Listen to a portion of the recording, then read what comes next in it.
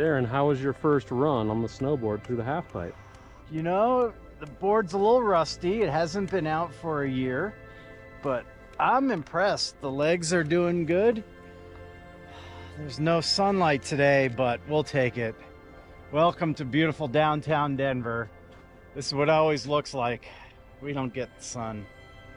Just blizzards and snow.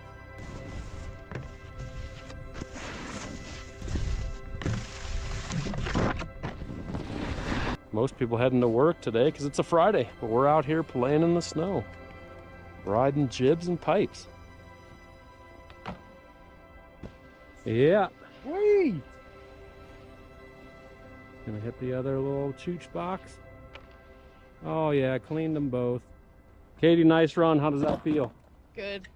First good Ruby run of the year. Yes. Stoked. Happy opening day. Yeah. Goes Darren. He's going for Big Air. Oh yeah, stomped it. Also known as Big Air Darren. How was that first air, Darren?